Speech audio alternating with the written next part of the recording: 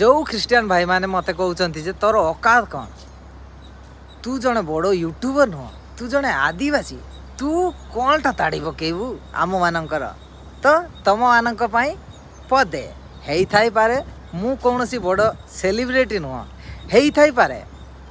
मु जने आदिवासी कुलर पुओ हेई थाई पारे मु जने गरीब बापर पुओ जेते पर्यंत मो बापा माँ आशीर्वाद मो मथा उपरे अछि मु कौनसी महाराजा ठारू कम नुह। अरे भाई तू किए आउ तू कौन तू केमितिका पिला सेईडा किछि बड़ कथा नुहे किंतु तू जो जीवित ईश्वरंकर अद्वितीय पुत्र जीशु ख्रीष्टंकु एवं तांको नामरे विश्वास करिबा प्रत्येक लोकमानंकु विरुद्ध करुचु सब बेले निजको कहूचु जे मो सबुठारु बड़ ख्रीष्ट विरोधी बोली जो कहूचु सही तोहर कथा पाई तो निजको बड़ राजा बा महाराजा बोली कहिले मध्य केबे भी हेई पारिबो नाही कारण तू साधारण एक मनुष्य माटीरे त्यारी एक साधारण रक्त मांसर मनुष्य मात्र तू भावुचु जे मोर माँ बापांकर आशीर्वाद मो ठारे अछि बोली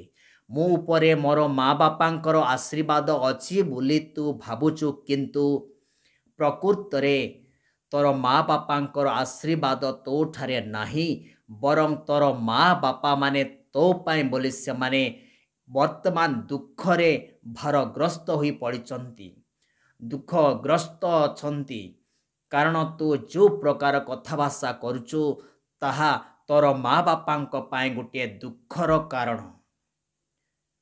ज्ञानी पुत्र निजर माँ बापांकर सम्मान करे किंतु अज्ञानी बा मूर्ख पुत्र निजर माँ बापांकर अपमानर कारण तू जड़े मूर्ख टू भी अधिक मूर्ख तू महाराजा नुहे किंतु महामूर्ख कारण तू जीवित परमेश्वरंकर पुत्र जीशु ख्रीष्टं को जानिनु न जानिबा लोक औची से जड़े मूर्ख केवल मूर्ख माने ही कौन सी विषय बुझी पारंती नहीं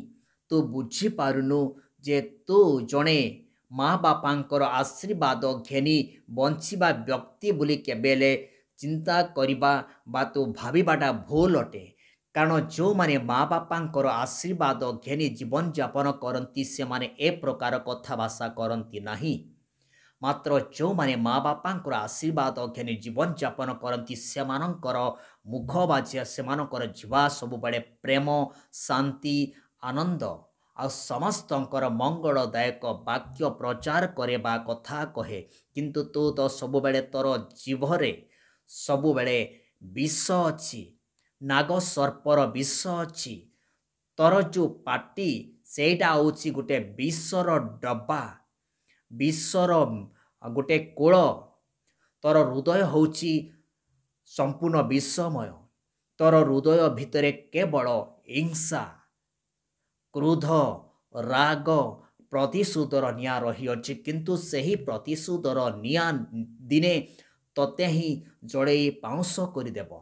कारण लेखा अच्छी जे जहा बुणे से ताहा ही काटिब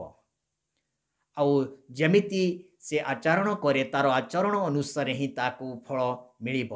एणु भाई तू एते निजको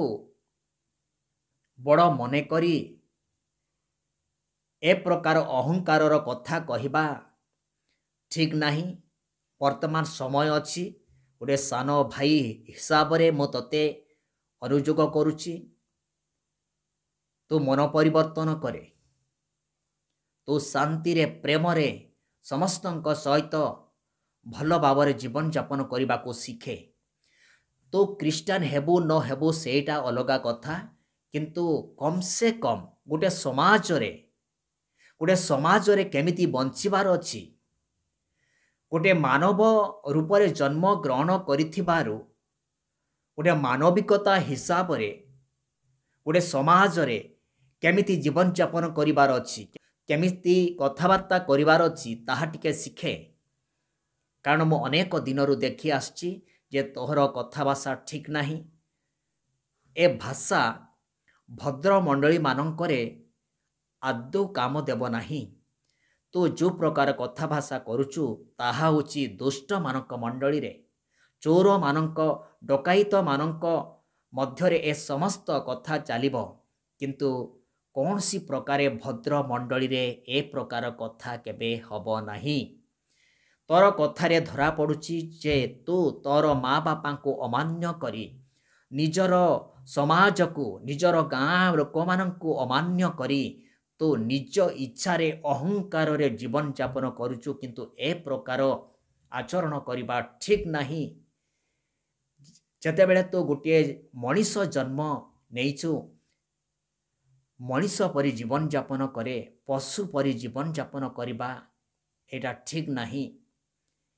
ଏ କଥାରେ ବୋଧେ ତୋର ହୃଦୟ ବାଧିଯିବ, କିନ୍ତୁ ତୁ ଯଦି ପ୍ରକୃତ ମଣିଷ ପିଲା ହେଇଥିବୁ, ତୁ ଯଦି ପ୍ରକୃତ କେବଳ ରୂପରେ ନୁହେଁ କିନ୍ତୁ ତୋର ହୃଦୟରେ କିଛିଟା ଯଦି ଉତ୍ତମ ବିଷୟ ଥିବ, ତାହେଲେ ଏ ଉପଦେଶ, ଏ ଶିକ୍ଷା ତୁ ଗ୍ରହଣ କରିବୁ, ସଚେତନ ହୋଇ ମନ ପରିବର୍ତ୍ତନ କରିବୁ,